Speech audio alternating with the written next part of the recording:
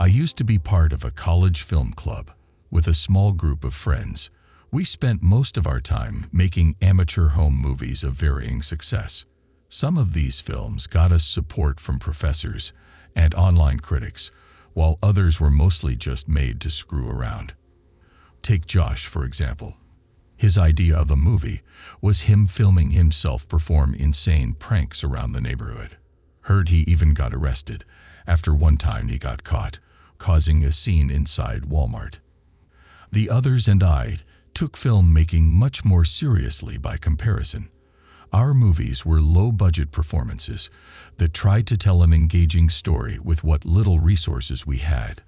Being a director can be stressful at times, but there's no greater feeling than bringing your vision to life. I've been obsessed with movies ever since childhood. It's crazy how directors have to juggle so many different elements and variables together just to make one story. They have to worry about the budget, the actors, the producers, and several other factors most people take for granted. That deserves a lot of respect. One day, we were greeted with news of an upcoming film festival. Film clubs from several different colleges were to submit their movies to an official website, and the winning team would receive a generous cash prize and get to workshop their movie with a Hollywood pro. Needless to say, this was extremely exciting for us. This was finally our chance to take our careers to the next level and enter the mainstream. We all began brainstorming the plot of our movie and where the location could be. R.I.N, our unofficial leader, decided we should try out this abandoned cabin near the woods, a few miles away from campus. He said it would be the perfect spot for a good horror movie. True to his word, there was a vacant cabin that was ideal for what we were looking for. Heavy layers of dust coated every surface, and the furniture was thrown around like a bomb had gone off. I figured this place must have been ransacked by looters before we got here, but there were still a lot of expensive-looking items there. It was like the owners just trashed the place and left for no reason. With a good cleanup, it would have made a nice hangout spot, but we decided to leave things alone to add to the horror vibe. We all surveyed the area as we went over the plot. It was going to be a slasher movie about a group of friends who discovered a satanic grimoire and accidentally summoned a demon who possessed them one by one. I was pretty excited about it, since the occult was another hobby of mine. R.I.N even brought in an authentic-looking book filled with mystic runes. The filming went well at first.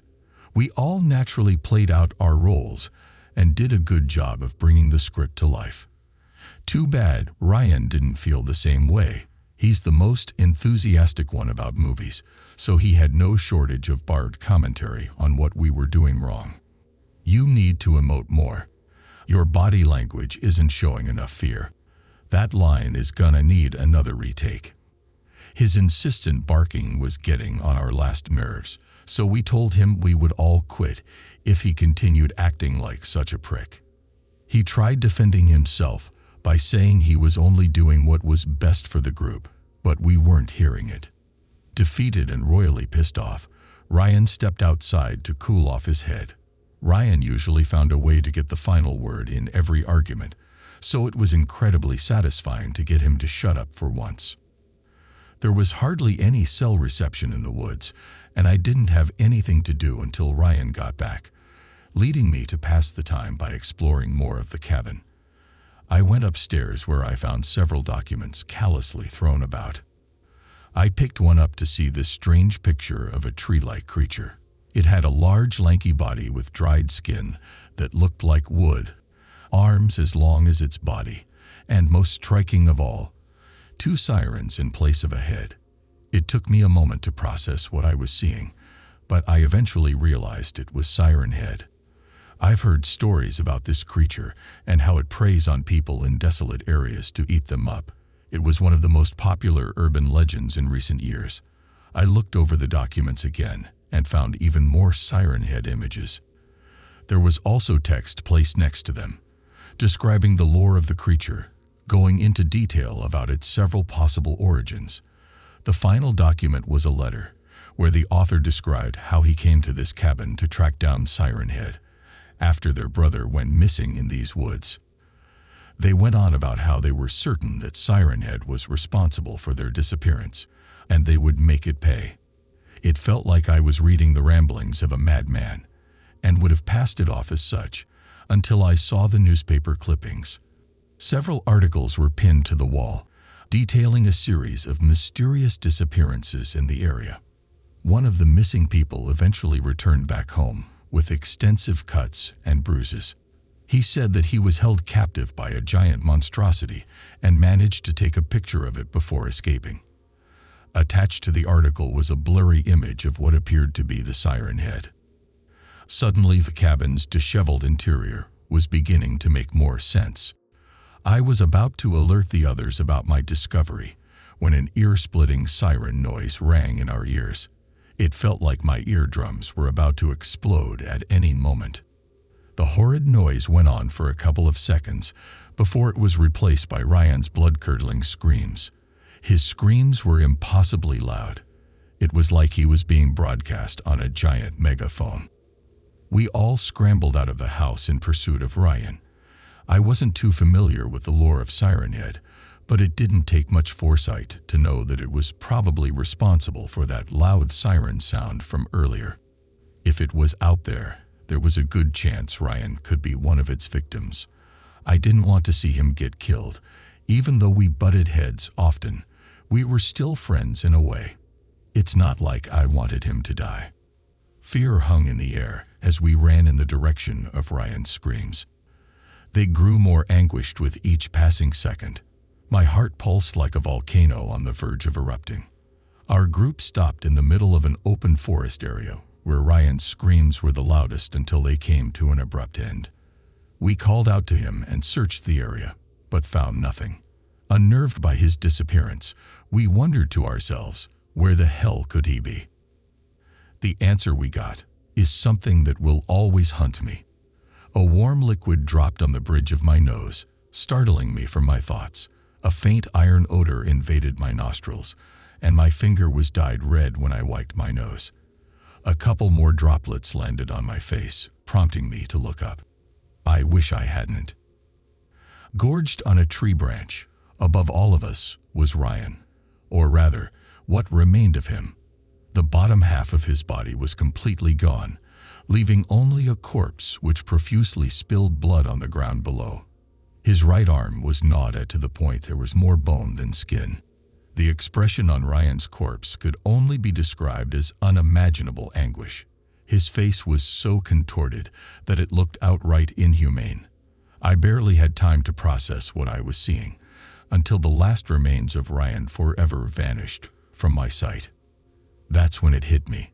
R.I.N. wasn't impaled on a tree at all. I just witnessed Siren Head devour my friend. In my panic, I didn't pay much attention to them, but I got a clear view of the eponymous sirens as the creature gazed down on us, fresh blood dripping from its mouth. I bolted the hell out of there while screaming my head off. The others weren't far behind me, as we all desperately tried to outrun that damned monster. One by one, I heard the anguished screams of my club members as Siren Head scooped them up with its hideously long arms and chomped down on them. The bastard dug the knife deeper by broadcasting their deathacreams throughout the entire forest to make sure I could hear their final moments, no matter how far I ran. It honest to God broke me, having to experience that. I remember bawling my eyes out and vomiting on myself during my dash back to the city. Through what can only be described as a miracle, I made it back to town. I looked back and saw Siren Head standing near the forest trail, but he didn't dare go farther. I learned that day that Siren Head doesn't enter open spaces and prefers to camouflage itself with nature. It usually isn't seen in urban areas. 2 weeks have passed since that incident, and my life hasn't been the same since. With most members of the film club missing, the group disbanded, while their family and friends investigated their whereabouts. A mass disappearance like that naturally made local news, And now our small town is abuzz with worried gossip. Police questioned me on if I had any leads. But I, of course, played dumb. It's not like they would have believed the reality of what happened, so I kept the truth locked away. The complete opposite of what a director is supposed to do. Late at night, I sometimes hear a siren alarm in the distance from my bedroom. It grows louder with every few days, and along with it, I can faintly make out the voices of my departed friends, begging me to save them. My house is surrounded by a colony of large trees, making it the perfect camouflage spot for Siren Head. I'm not sure how much longer I'll be safe here, but I'm uploading this document. For anyone who has any doubts, Siren Head is very real, and it does not like it when its prey escapes. It always finishes its meal